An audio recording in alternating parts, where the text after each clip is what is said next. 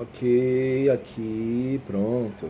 Senhoras, senhores, senhoritos e senhoritas, muito bom dia, boa tarde, boa noite, gente. A sala direcionada para os alunos do oitavo ano do Colégio Alfiniza Freire, disciplina História. E a gente vai finalizar na aula de hoje o capítulo 14 da Regência ao Golpe da Maioridade. Já falamos sobre Pedzinho I, que fugiu e morreu, Pedzinho II, que tinha só 5 anos e precisava esperar até os 18 anos para poder assumir o trono. E falamos sobre as revoltas populares que aconteceram durante a regência, do período em que houve a necessidade do Brasil ser regido, presidido por alguém antes da maioridade de Dom Pedro, né? Então, falamos na última aula sobre a cabanagem.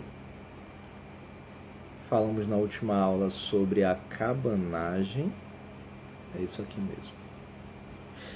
Sobre a cabanagem, a gente vai continuar hoje. Cabanagem lá no Pará, que eles conseguiram, inclusive, proclamar a República do Grão-Pará, mas depois, em 1840, depois de diversas disputas entre os militares da regência e os cabanos, os militares acabaram vencendo essa batalha e retomando o poder em Grão-Pará. Então hoje a gente começa com a Revolução Farroupilha. Em 20 de setembro de 1835 iniciava-se no outro extremo do Brasil. Então, a cabanagem iniciou em janeiro de 1835, lá no Pará. Em setembro de 35 do mesmo ano, se iniciou a Revolução Farroupilha, a Guerra dos Farrapos, no Rio Grande do Sul, que se estendeu por 10 anos. Lá foram 5 no Pará, no Rio Grande do Sul eles conseguiram estender por 10 anos. O conflito assumiu características de guerra civil também, opondo-se às elites locais. De um lado, lutavam os farroupilhas, que eram os fazendeiros de gado que defendiam a instalação de um governo republicano no Rio Grande do Sul. Do outro lado, lutavam os chimangos, que estavam no poder da província,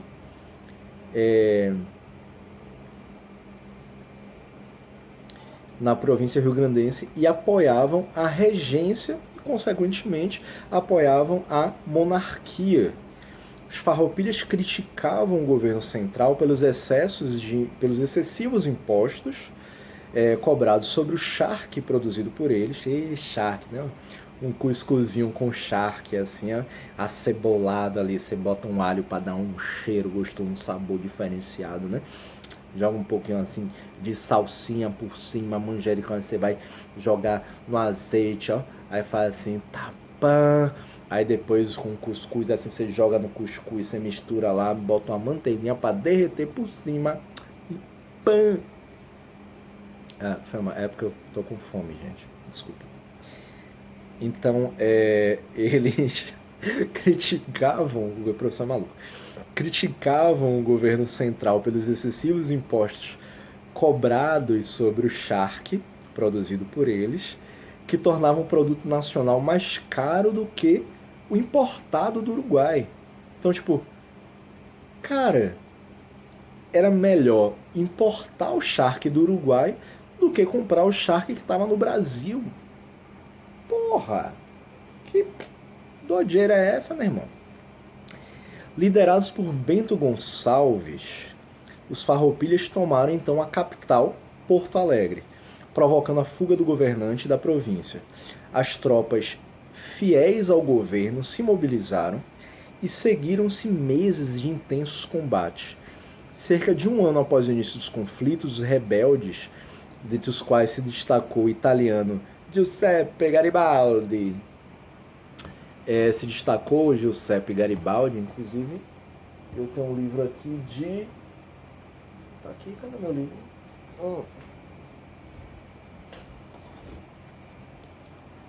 Anita Garibaldi. Dá pra ver? Anita Garibaldi. Enfim, Muito bom esse livro. Heroína Brasileira, são mais de 300 páginas. Quem quiser emprestado, a gente tá com álcool em gel aqui e pronto. Vai. Oi, vai, que delícia. Ah, ainda tô pensando naquele cuscuz com charque, gente. Porra.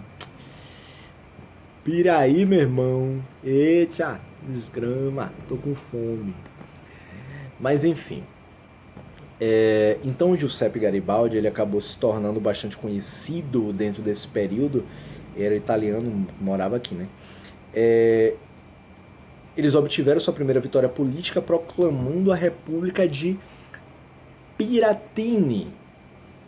A República de Piratini. Peraí, deixa eu só coisar um negócio aqui.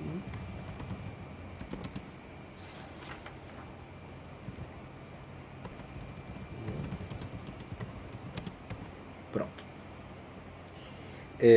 Então a República de Piratini. A ação deles continuou em outras regiões do sul do país. Em julho de 1839 tomaram Santa Catarina e lá proclamaram a República Giuliana. Piratini, Giuliana, tudo culpa dos italianos, né? Já deu para perceber isso, né? Então, Santa Catarina, que era um outro estado, uma outra província, eles conseguiram se estender, que o Rio Grande do Sul é embaixo, né, que faz lá a limite com o Uruguai. Eles, depois de vencerem as batalhas ali no Rio Grande do Sul, eles partiram para Santa Catarina e conseguiu também fundar, conseguir essa autonomia de Santa Catarina, proclamando a República de Piratini. A República de Juliana. Piratini foi o Rio Grande do Sul. A República de Juliana. De todos os estados brasileiros, o Rio Grande do Sul é provavelmente que mais cultiva a memória desse período. Um exemplo disso é a incorporação do lenço vermelho, que simbolizava o movimento farroupilha, a roupa tradicional do gaúcho. Não é que todo gaúcho vai sair na rua lá com um lenço vermelho no pescoço, mas existem algumas expressões populares, alguns festejos populares lá no Rio Grande do Sul que remontam essa ideia das batalhas da Revolução Farroupilha. E aí, dentre as roupas que se usam, as bombachas, né, que são aquelas calças longas, largas, as botas de couro com esporas atrás, tal, tem também o lenço que é amarrado no pescoço, que é amarrado no pescoço, mas com cuidado, que era amarrado no pescoço, tá? Foi somente anos depois, já no início do governo de Dom Pedro II, que o novo imperador, interessado em apaziguar a nação e recuperar o controle do Rio Grande do Sul e de Santa Catarina, ordenou a organização de novas tropas para lutar naquela região. Em 1842, o comando do Exército Imperial foi entregue a Luiz Alves de Lima e Silva, posteriormente Duque de Caxias. Caxias, inclusive, é o nome de uma cidade lá no Rio Grande do Sul, em homenagem justamente a Duque de Caxias. Duque de Caxias também é o nome de uma cidade no Rio de Janeiro, né? Um bairro no Rio de Janeiro. Não lembro, enfim. Após anos de luta, as forças rebeldes acabaram enfraquecidas, né? Em 1845, assinaram um tratado de paz que estabelecia anistia para os rebeldes, a manutenção da alforria dos escravizados que lutaram ao lado dos farroupilhas e aumento de impostos sobre o charque uruguaio, tá? Para poder equilibrar isso aí e deixar... Equilibrar não, ser o fiel da balança e conseguir voltar a um valor que fosse atrativo para o charque brasileiro, né? E pronto, então aconteceu lá em 1845, esses 10 anos de conflito. Foi em 1845 que foi assinado esse tratado de paz entre o exército, o comando do exército imperial e os revoltosos de Farroupilha. E aí a gente tem outro trechinho aqui, dizendo que a Revolução Farroupilha entraria para a história, para o imaginário rio-grandense, como o mito fundador do gaúcho. Ou seja, na segunda metade do século XIX, após o fim dos conflitos entre os rio-grandenses e o Império Brasileiro, que teve início no Rio Grande do Sul, o processo de construção de uma identidade regional foi baseado principalmente na insurreição rio-grandense, junto à manutenção do modo de vida simples, ligado à terra, ao campo, ao uso do cavalo, do habitante da campanha, o fronteiriço ou pampeiro, os pampas, né? É a região dos Pampas, como o Rio Grande do Sul também é conhecida. Movimento esse que teve primeiramente a ação dos intelectuais da época, literatos, poetas e estudantes. Então, graças à Revolução Farroupilha, que você tem esse sentimento de pertencimento tão grande, dessa construção da identidade regional no Rio Grande do Sul, que acaba sendo um dos mais fortes do país. Inclusive, infelizmente, essa ideia da construção da identidade regional acaba transformando parte dessa população sulista, Rio Grande do Sul principalmente, e Santa Catarina, como sendo uma parte da sociedade brasileira dos mais racistas e xenófobos do país. Infelizmente. Não é possível generalizar isso, mas acaba ocorrendo muito por conta do tipo de colonização que o Rio Grande do Sul sofreu, principalmente porque acabou sendo um local em que houve migrações massivas de imigrantes europeus, italianos, alemães, holandeses, que principalmente alemães e italianos, que migraram de lá da Europa para o Brasil, indo diretamente para a região sul do país. Né? À toa que tem locais que tem colônias estrangeiras, colônias europeias muito fortes. Tem cidades no Rio Grande do Sul, inclusive, que basicamente o segundo idioma deles é o alemão. O alemão é ensinado em escolas em algumas cidades no Rio Grande do Sul. Geralmente são cidades menores, mas com uma forte presença alemã nesses locais. Interessante, né? Tivemos também a revolta dos malês, durante o período regencial, que aconteceu uma das mais importantes revoltas de escravizados da história brasileira. Ela passou a ser conhecida como Revolta dos Malês por ter sido promovida por escravizados muçulmanos de idioma iorubá. Imalê significa muçulmano em iorubá.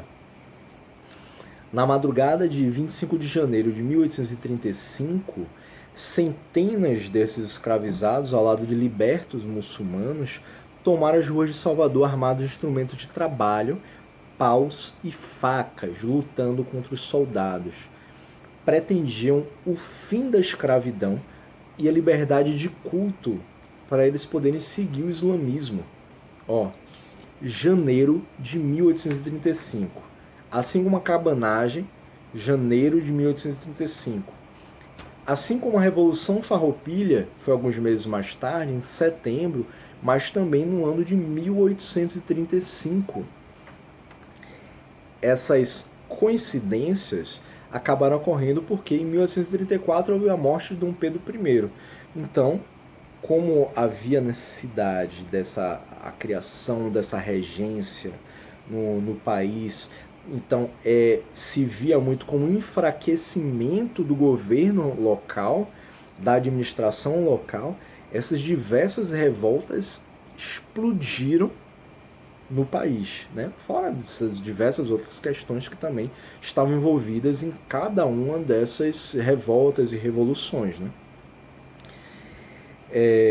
A grande maioria dos participantes era formada por escravos urbanos que trabalhavam em atividades das mais variadas, né?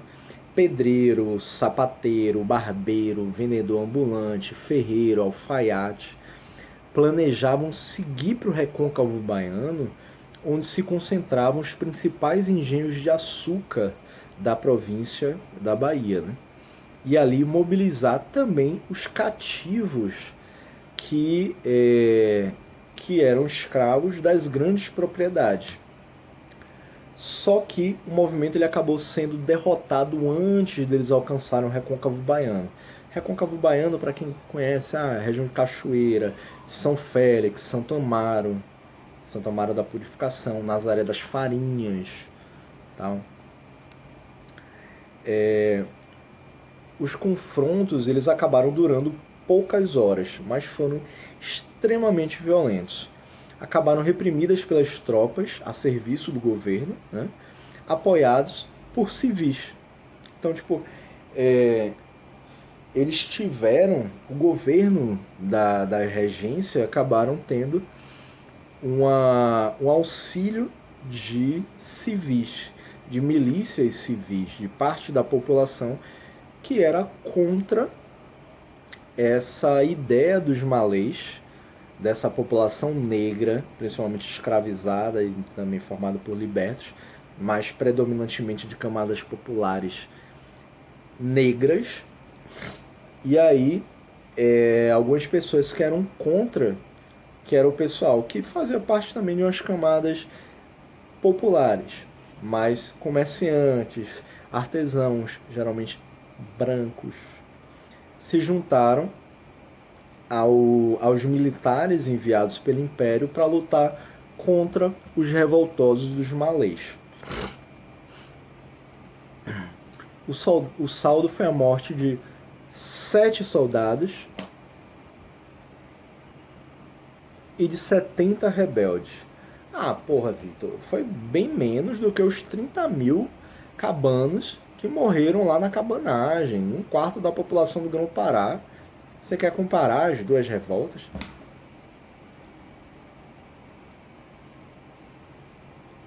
Ok. Sim e não. Mas cada um teve a sua importância. Primeiro porque a revolta dos malês acabou sendo a primeira revolta com tamanho que teve, oriunda da população escrava, da população escravizada, da população liberta, que já havia sofrido com a escravidão também. E na Bahia, tipo, bora Bahia, minha porra, entendeu? Ó, bora Bahia, irmão. Enfim, posteriormente foi feita uma investigação para identificar as lideranças do movimento e seus participantes. Cerca de 500 pessoas foram punidas, sendo que 4 foram executadas. A pena de açoitamento foi aplicada a mais de 40. Açoitamento é cair no piau, né? E outros tantos foram exilados, foram mandados de volta para a África. Embora o movimento tenha fracassado, ele representou a principal revolta contra a escravidão na Bahia. Eis a grande importância desse movimento, tá vendo? Sobre as vinculações da revolta dos malês com o islamismo, sabe-se que à época na Bahia essa era uma religião seguida apenas por africanos, e não se restringia a uma ou outra etnia. A introdução da religião islâmica se deu pelos escravizados muçulmanos e foi fator de identidade entre cativos e libertos de diferentes origens. As razões para o fracasso do movimento foram várias, inclusive a delação às autoridades locais, o que antecipou o início da rebelião. O que é delação? Vira e mexe a gente ouve falar aí na televisão, na internet, falando sobre delação premiada, né? Então são pessoas que fizeram parte do esquema e que, para poder ter sua pena diminuída, eles delatam, eles chegam lá e dão o canal, dão a ideia, chega assim, ó, meu irmão, vai rolar, que nem rolou na Inconfidência Mineira e na Conjuração Baiana, principalmente, né? Principalmente na Inconfidência Mineira. Os caras chegaram assim, queria dizer não, mas tá rolando um grupinho aí com um bafafá dizendo que eles vão querer a liberdade, vão sair catando a galera toda até lá o Recôncavo pra picar desgrama em cima de vocês, viu? Não é por nada não, meu irmão. Faz de conta que não fui eu que te disse. Se você me liberar aí 10 conto, o dinheiro do buzu de uma cachaça, e aí eu te dou o canal até de quem são os caras e onde é que eles vão se encontrar. Que dia vai ser? Então, a delação era isso, né? Isso acabou antecipando, inclusive, o início da rebelião, né? que eles souberam dessa delação, falaram, não, a gente estava se organizando, mas vai precisar agir de imediato. A população livre de Salvador, tanto branca quanto mulata, rica e pobre, se uniu contra o Levante. Contra o Levante, contra a revolta dos malês. População livre, principalmente de brancos, né? Mas teve também uma parcela de negros, mulatos, ricos e pobres, acabaram se juntando ao regente, à regência, ao governo regente, contra a revolta dos malês, porque achavam que isso acabaria prejudicando o estado, a província da Bahia.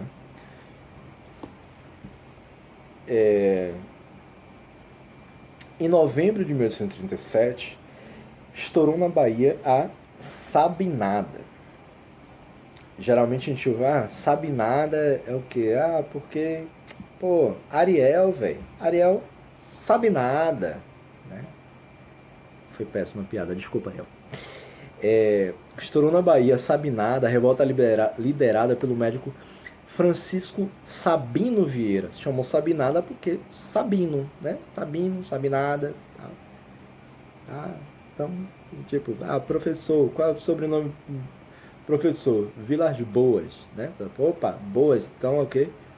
É a revolta Boazuda. Não. Vila nada.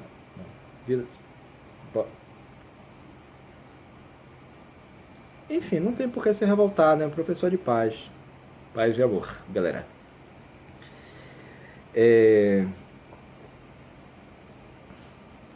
Se fosse uma revolta de Luara, né? Luara Cristal seria a revolta cristalina. Porra, ó. Aí ficou legal.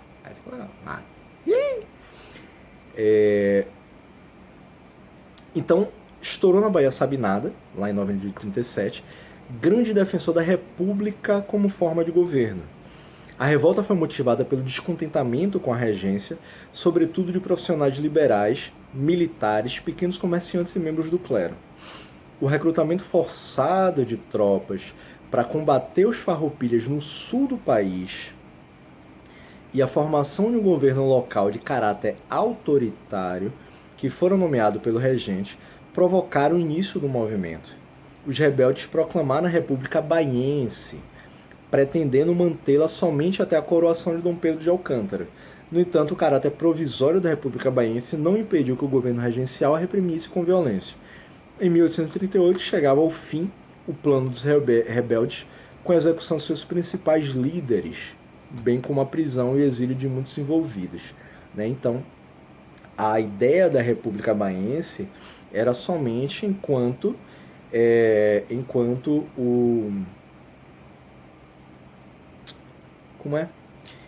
enquanto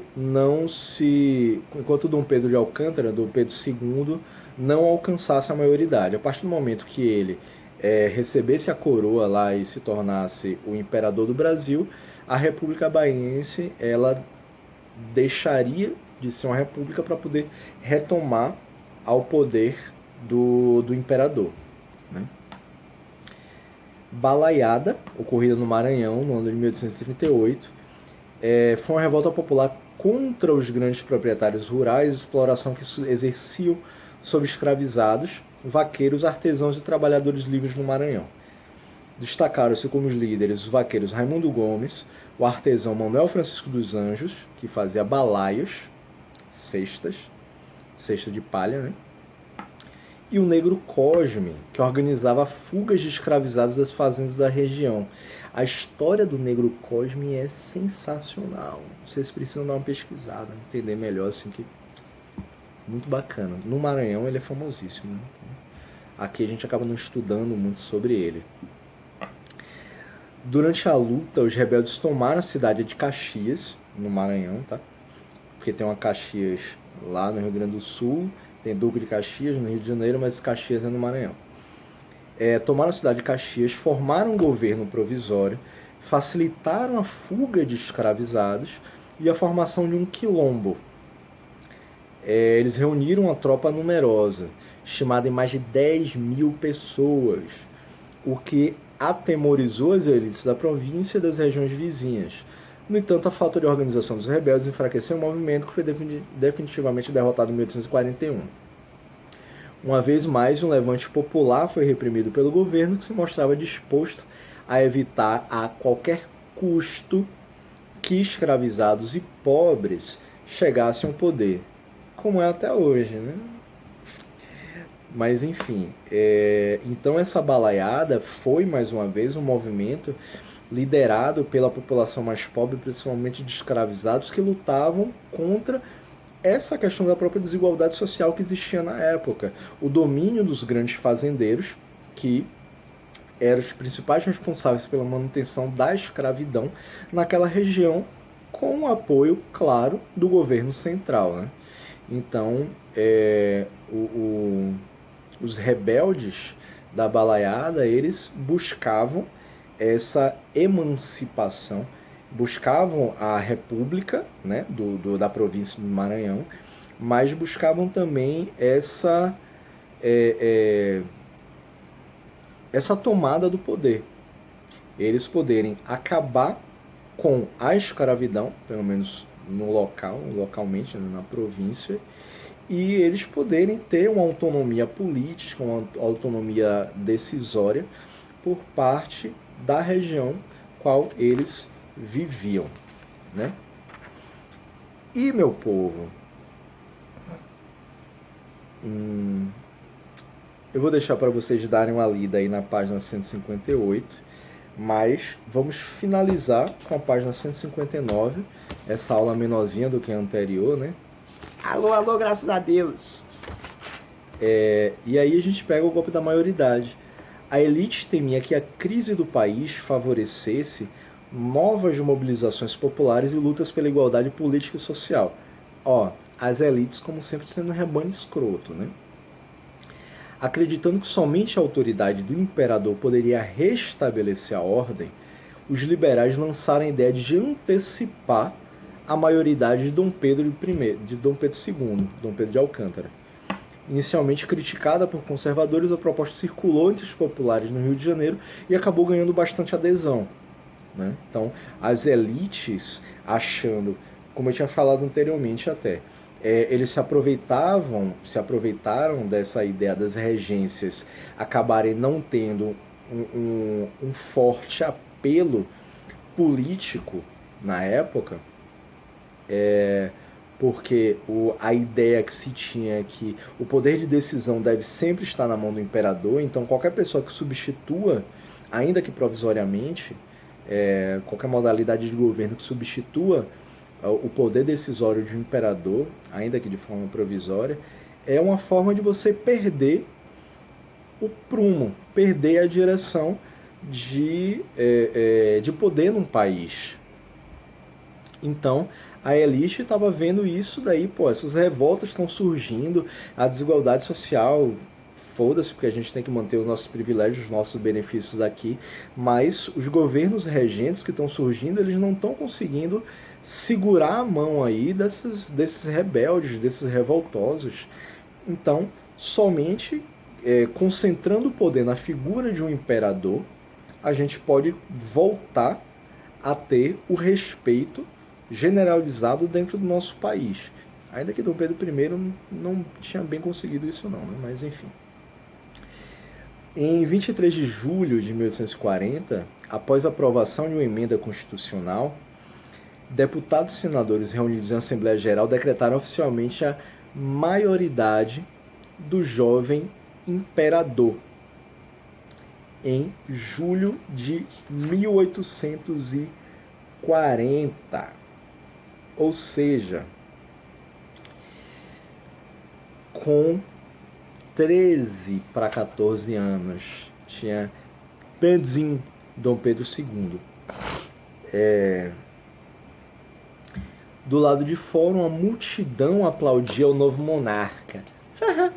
O rei está aí. Agora nós da elite brasileira, temos o nosso rei.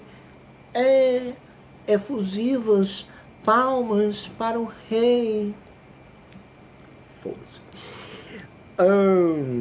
Essa passagem ficou conhecida como golpe da maioridade, pois a Constituição foi alterada em resposta à crise que havia se instalado no Brasil durante esses governos regenciais. Tanto os liberais quanto, posteriormente, os conservadores viam na antecipação da maioridade de Pedzin uma oportunidade para manipulá-lo. 13 para 14 anos é abestalhado. Segundo eles, porque vocês são espertos, tá? Ninguém vai manipular a cabeça de vocês, não. Importante. Vocês, a gente vive numa era completamente diferente daquela, então vocês têm acesso à informação de um modo muito mais fácil. Consequentemente, o professor pode de vez em quando falar besteira aqui, falar uma coisa ou outra assim, que vocês falam: ah, professor, eu não concordo exatamente com isso não. Vocês têm pleno poder de concordar ou discordar de mim. Com certeza. Agora,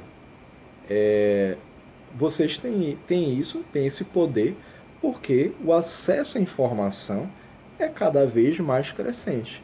Vocês podem chegar e, para jogar na internet, dar uma pesquisada, olhar alguma coisa assim, gente, aí eu peço um favor.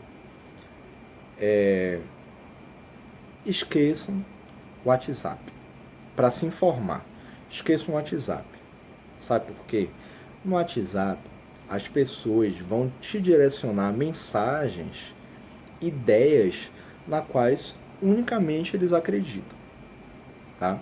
Ou seja, a difusão de fake news, de notícias falsas, ocorre de uma forma muito grande dentro do WhatsApp. Grupo de família, grupo de amigos, de não sei quem, não sei o quê. Por quê? Fulano acredita naquilo, recebeu a mensagem, não foi atrás da informação, não pesquisou, só fez ler aquilo e tomou como verdade. Ah, kit gay, mamadeira de piroca, e não sei o que, e não sei o que lá. Ah, porque o comunismo no Brasil. Ah, porque fulano sendo eleito vai colocar pedofilia nas escolas, vai colocar a pena de morte na questão do aborto. Gente, parem para ler, vá ler um jornal e aí você vê, tá aqui, no G1 tá falando isso. Tem a Folha de São Paulo, tá falando isso. Tem o Estadão, tá falando isso. Tem o Jornal da Cidade, que é dito como um jornal conservador. Esse já tá falando outra coisa. Qual será a verdade? Qual o jornal, quais informativos, em quais locais as informações parecem ser verdadeiras? Vão atrás, pesquisem, leia. Às vezes está lá, está na legislação. Aí o povo fala uma coisa, sendo que a outra é completamente diferente. Ou então, tem dados que mostram isso. Ah, mas a Amazônia não está pegando fogo, não. Aí você vê imagens, fotografias, filmagens, dados de satélite do próprio governo, inclusive.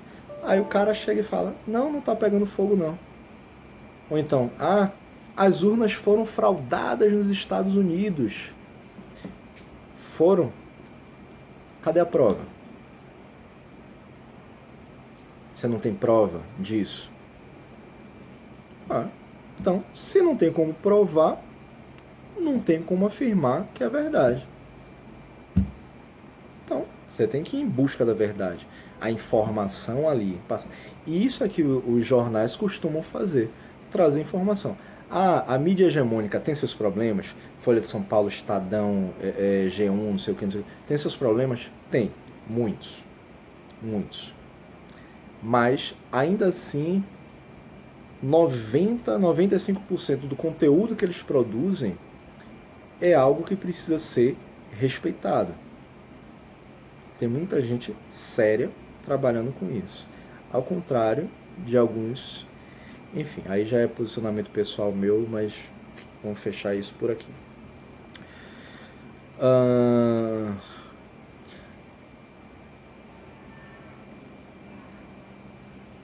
Então, tanto os liberais quanto posteriormente os conservadores viam na antecipação da maioridade de Dom Pedro de Alcântara uma oportunidade para manipulá-lo e usar a legitimidade do poder monárquico para consolidar seus interesses e projetos nas decisões do governo que teria início, as elites. Os dois partidos consideravam-se prejudicados pelas convulsões sociais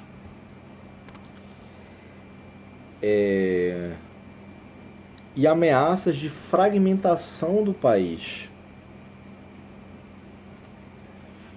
E aí a gente entra na questão dos desafios de Pedim, que o golpe da maioridade marcou o fim da regência e o início do governo de Dom Pedro II.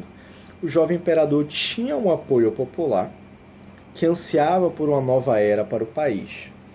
Entretanto, a regência deixara um legado de crise política, social e econômica. Havia pela frente difíceis tarefas para Dom Pedro II, que eram criar um ambiente político de diálogo entre os partidos conservador e liberal, reprimir as revoltas e evitar o separatismo das províncias, além de estimular o crescimento da economia brasileira. Né? E pronto, a gente finaliza nosso assunto sobre da regência ao golpe da maioridade. Valeu, galera. Fechamos por aqui. Valeu. Novamente. Anitta Garibaldi! Anitta! Não é a cantora, não, gente. Essa é outra Anitta, tá? Valeu, galera. Falou, tchau.